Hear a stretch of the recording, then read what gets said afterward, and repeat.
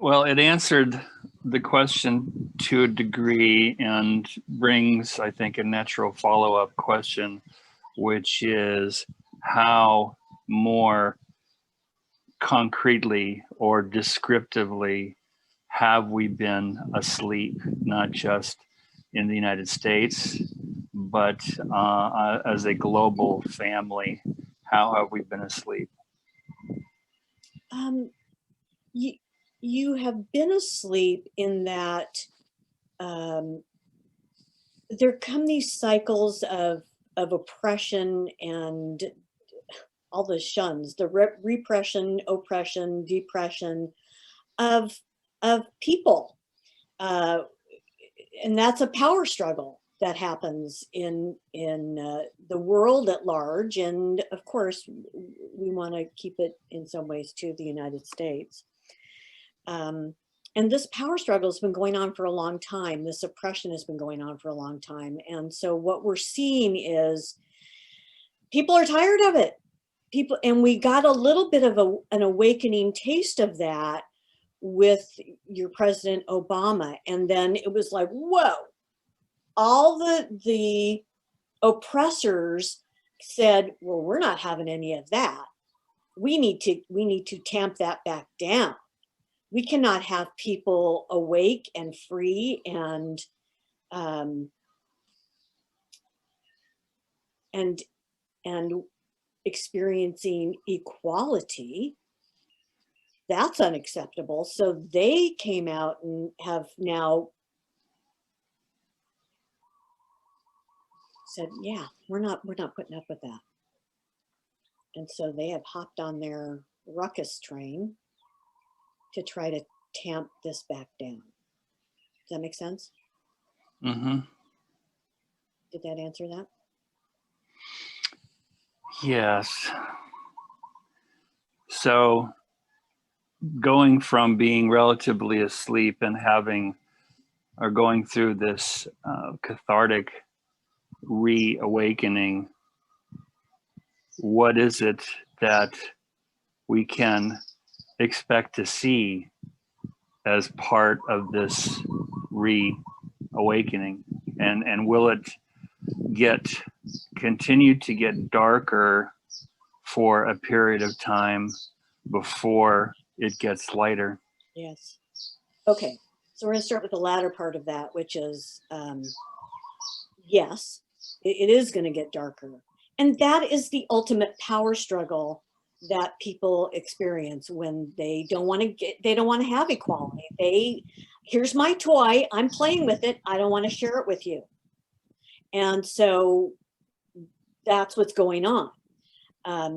From the very top, even to we'll say the very bottom. And what we mean by that are the people in power now, your politicians from the highest level. Again, that's going to transition rapidly here, and we'll be transitioning by the time, or we'll have transitioned by the time this is public, this video is public, to the very tribal and fearful beings who are now saying, wait a minute, you stood up for us, and now we have to give it up again? So this is very tribal. It's your president, we're just going to call him Trump. Trump is very tribal, very, it's mine. And truthfully, and of course, what people need to understand about this is that, of course, he's unusual in the aspect of he presents a very caring persona, and in reality, his caring is greatly for himself. And so nothing new that you're not hearing, but a reminder. And so a reminder that what happens is these people, oh, wow, what they're telling me is that these people who they think he is championing them, who has been a champion for them, they're like, you're seeing him, he is the false prophet. they're saying he is the false prophet. Huh. And it's very painful and very, it's so painful as to not be able for these people, his people, to be able to recognize that.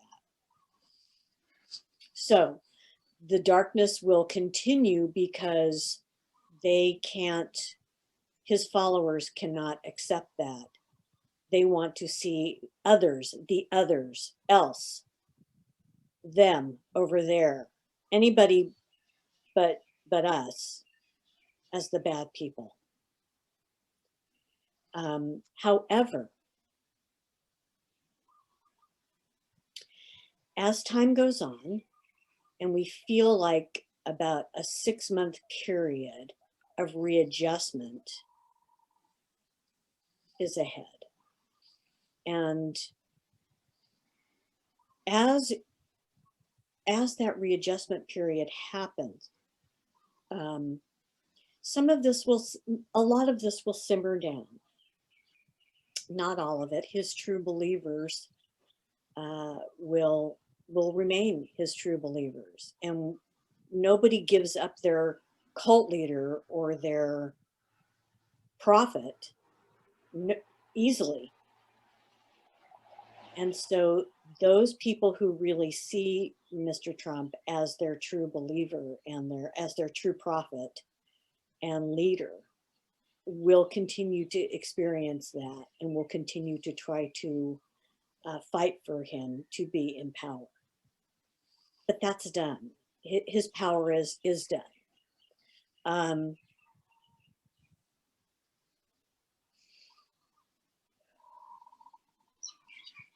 And you will see a lot of that transition over the next 6 months to sort of come to a culmination where a big part of his following will be ready to let go of most of it. And part of the reason for that is that they will, it's funny because we were talking about this the other day, they will see the economy start to turn around, prosperity will happen. You're going to see leaps in the stock market. We got that a little while ago before before we came on this onto the call. You're going to see a lot of prosperity in the stock market. And so people who sort of jumped on that bandwagon will be like, yeah, I don't care about that anymore. I'm moving on. I need to be cognizant of my family and my work and my job and my investments and my financial situation. And I don't have time for that other stuff. And that will also happen as we're going to say his false prophecy is borne out, as people start realizing, oh, what was I thinking? Okay. So we think we're going to give you numbers about that. We think about 60% of his followers, as they are currently numbered, and we'll use that maybe even in terms of the people who voted for him. So roughly 70 something million, 72 million. So roughly 60% of those people are going to start pulling away and saying, yeah, okay, they're just going to put it away. They're not even going to even comment on it. They're just going to move along. It's like, nothing to see here, move along, okay? The other 40%, they're going to still hold on to that.